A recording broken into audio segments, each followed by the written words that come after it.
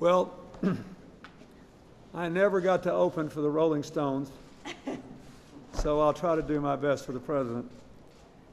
Thank you all for being here, and I want to thank all the people involved in the tour that we just received for their commitment to energy efficiency and all the people they put to work. Mr. President, I want to thank you and Secretary Chu and Gene Sperling and your whole team.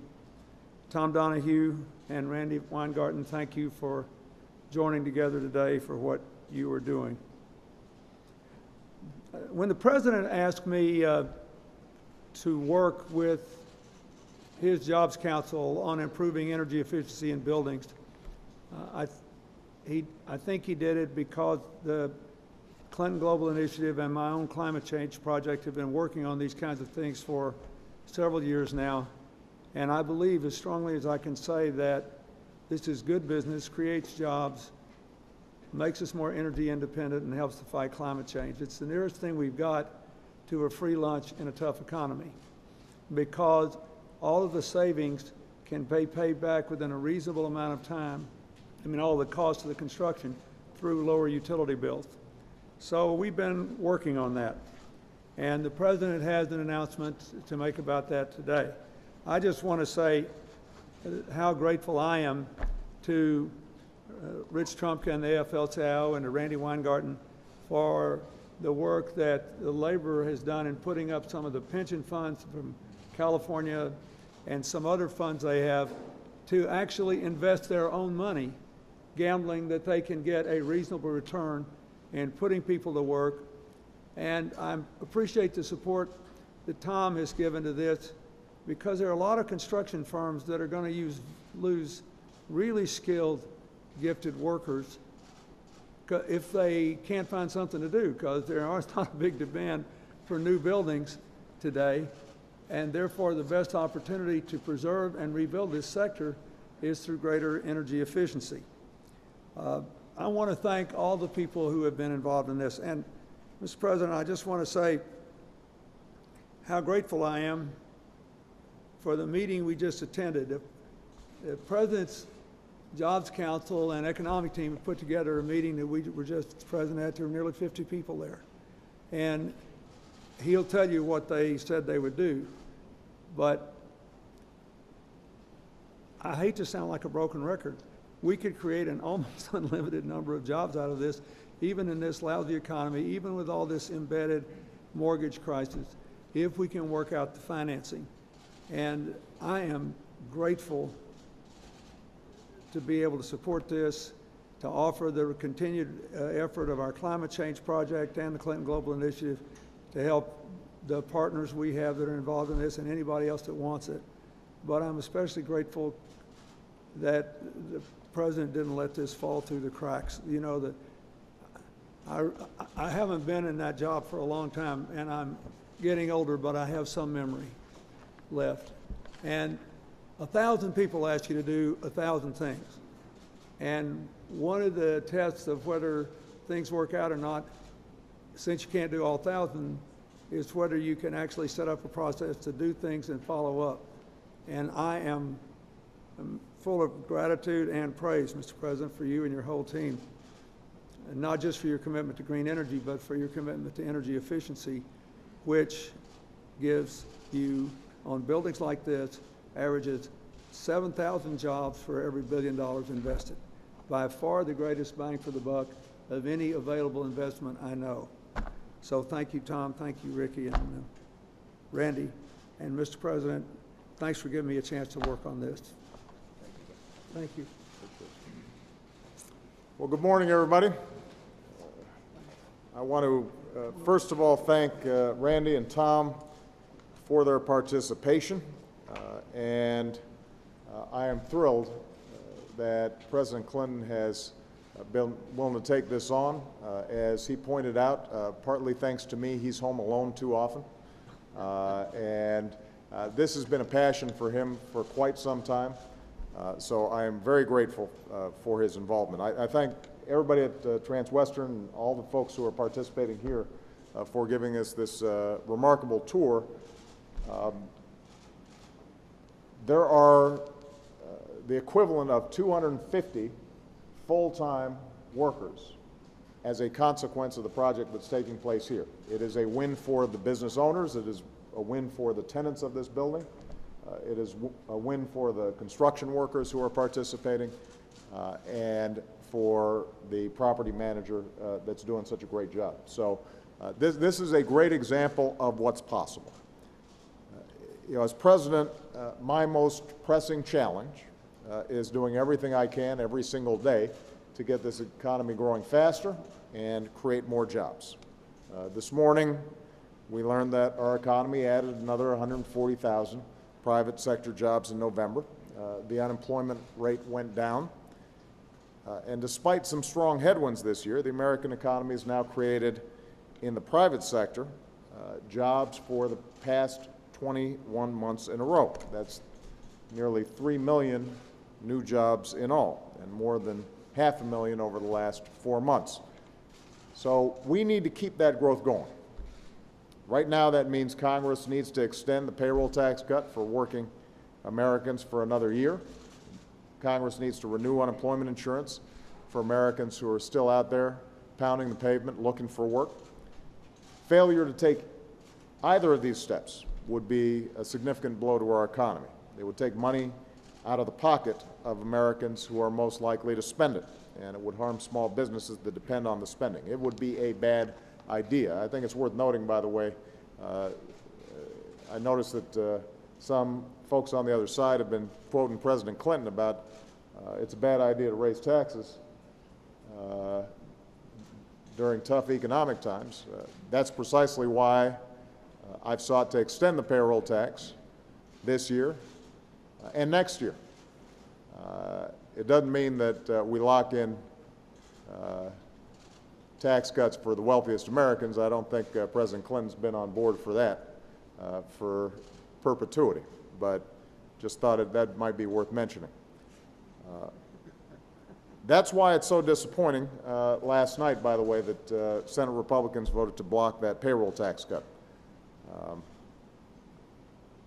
That effectively would raise taxes on nearly 160 million hardworking Americans because they didn't want to ask a few 100,000 of the wealthiest Americans to pay their fair share and get the economy growing faster than everybody. And I think that's unacceptable. We're going to keep pushing Congress to make this happen. Now's not the time to slam the brakes on the recovery. Right now, it's time to step on the gas. We need to get this done, and I expect that it's going to get done before Congress leaves. Otherwise, Congress may not be leaving, and we can all spend Christmas here together. Now, our longer-term challenge is rebuilding an economy where hard work is valued and responsibility is rewarded, and the middle class and folks who are trying to get into the middle class regain some security. An economy that's built to compete with the rest of the world, and an economy that's built to last. And that's why we are here today, in a place where clearly there is some building going on. President Clinton, leaders of business, leaders of labor, we're all here to announce some new steps that are going to create good jobs, rebuilding America. This building is in the middle of a retrofitting project to make it more energy efficient. Already, this retrofit is saving this building $200,000 a year on its energy bills. And as I mentioned earlier, by the time it's finished, it will have created more than 250 full-time jobs on construction here in this building. Consider, President Clinton's coming down from New York. The fact that the owners of the Empire State Building did the same thing. They are retrofitting that iconic landmark from top to bottom. It's a big investment, but it will pay for itself by saving them $4.4 million a year in energy costs. And it's estimated that all the retrofitting that they're doing will pay for itself in about 4.5 years. Making our buildings more energy efficient is one of the fastest, easiest, and cheapest ways for us to create jobs, save money, and cut down on harmful pollution. It is a trifecta, which is why you've got labor and business behind it. It could save our businesses up to $40 billion a year on their energy bills. Money better spent growing and hiring new workers. It would boost manufacturing of energy-efficient materials. And when millions of construction workers have found themselves out of work since the housing bubble burst, it will put them back to work doing the work that America needs done. So this is an idea whose time has come. And that's why in February I announced the Better Buildings Initiative. It's an ambitious plan to improve the energy efficiency of America's commercial buildings 20% by the year 2020. And I asked President Clinton and my Jobs Council to challenge the private sector as part of the initiative to step up, make these cost-saving investments, and prove that it works so that other companies follow their lead. Now, I believe that if you're willing to put people to work making your buildings more efficient, America should provide you some incentives to do so. That's something that would require congressional action, and we have asked Congress to work with us to move on providing more effective incentives for commercial building owners all across the country to move forward on these energy efficient steps. But we can't wait for Congress to act, and if they won't act, I will, which is why today I'm directing all federal agencies to make at least $2 billion worth of energy efficiency upgrades over the next 2 years. None of these upgrades will require taxpayer money to get them going. We're going to use performance-based contracts that use savings on energy and utility bills to pay the contractors that do the work. And it should keep construction workers pretty busy. In fact, this is something that the Chamber of Commerce has said is critical to private sector job creation. The private sector and community leaders are also stepping up to the plate alongside the federal government. President Clinton and the Clinton Global Initiative have been tremendous partners in rallying them to join this effort. So in June at CGI America, we announced initial commitments of $500 million to upgrade 300 million square feet of building space. Some of these projects are already underway. The good news is today we can announce that we're going even bigger. We've received larger commitments. We now have 60 major companies, universities, labor unions, hospitals, cities, and states, and they are stepping up with nearly $2 billion in financing to upgrade an additional 1.6 billion square feet of commercial and industrial space by our target year of 2020. That's more than 500 Empire State Buildings. I just had a chance, along with President Clinton, to meet with representatives of these 60 institutions that are involved and hear firsthand how they can put Americans back to work but also improve their bottom lines. So you've got companies like Best Buy and Walgreens that are going to upgrade store lighting, which is going to save them money. You've got manufacturers like Alcoa that are going to make their manufacturing plants more efficient, dramatically reducing their operating costs, which means they can compete more effectively all around the world. You've got property management companies that are upgrading their buildings to make their real estate portfolios more attractive to businesses, and one is already upgrading 40,000 units of military housing all across the country, which will give our military families lower utility bills and a higher quality of life, and all of this will create jobs. So over the past decade, we've seen what happens if we don't make investments like these. We've seen what happens when we don't come together for a common purpose. Wages flatline, incomes fall, employment stalls, and we lose our competitive edge. But we've also seen what happens when we do what's right. When Bill Clinton was president, we didn't shortchange investment. We didn't say we're going to cut back on the things that we know are going to help us grow in the future. We didn't make decisions that put the burden on the middle class or the poor. We lived within our means. We invested in our future. We asked everybody to pay their fair share. And you know what happened? The private sector thrived, jobs were created, the middle class grew, its income grew, millions rose out of poverty, we ran a surplus, and we were actually on track to be able to pay off all of our debt. We were firing on all cylinders. We can be that nation again. That's our goal. We will be that nation again. but we're going to have to fight for it. So there's work to be done. There are workers like these guys who are ready to do it. There are businesses that are ready to step up. We've just got to get organized, get mobilized, and move. And so I just want to thank everybody who's participating here for stepping up to the plate and showing extraordinary leadership. I am confident that this is going to be one important piece of the puzzle to get the economy moving again. Thank you very much, everybody. Thank you, guys. President Clinton, any advice for your friend, President Clinton? Do you have any advice for President Obama about the economy? Oh, he gives me advice all the time. Thank you. No, I just want to, I'll say again, this announcement today, the reason you should be encouraged by this, you can run the numbers and see how many jobs he announced. But this meeting we just came from, as Dick Parsons said, represented trillions of dollars in potential investment. And if the president, by doing this, can trigger pools of investment so that you have more buildings like this, keep in mind, it can also change what goes on in every rural place and small town in America, upstate New York, which is in trouble. Every little county's got one bonded contractor. That bonded contractor can guarantee to every public school, every state, county, and local building, every little office building in Chappaqua, New York, where Hillary and I live, what the savings are going to be. They got the software. We have to have breakthroughs on financing.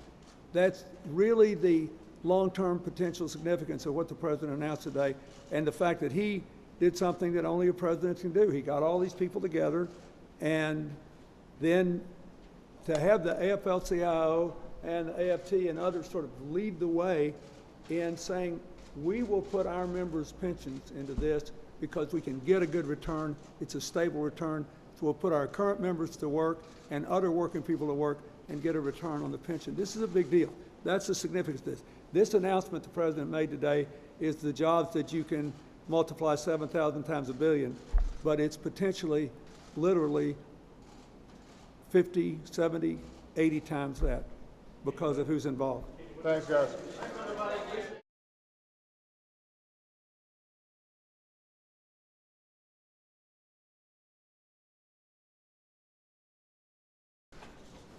Well, I never got to open for the Rolling Stones, so I'll try to do my best for the president. Thank you all for being here, and I want to thank all the people involved in the tour that we just received for their commitment to energy efficiency and all the people they put to work. Mr. President, I want the economy because all of the savings can be paid back within a reasonable amount of time. I mean, all the costs of the construction through lower utility bills. So we've been working on that. And the president has an announcement to make about that today. I just want to say how grateful I am to Rich. I think he did it because the Clinton Global Initiative and my own climate change project have been working on these kinds of things for several years now. And I believe as strongly as I can say that this is good business, creates jobs, makes us more energy independent, and helps to fight climate change. It's the nearest thing we've got to a free lunch in a tough. Trump and the AFL-CIO and to Randy Weingarten for the work that the labor has done in putting up some of the pension funds from California and some other funds they have to actually invest their own money, gambling that they can get a reasonable return and putting people to work. And I appreciate the support that Tom has given. I want to thank you and Secretary Chu and Gene Sperling and your whole team. Tom Donahue and Randy Weingarten, thank you for joining together today for what you are doing. When the president asked me to work with his Jobs Council on improving energy efficiency in buildings,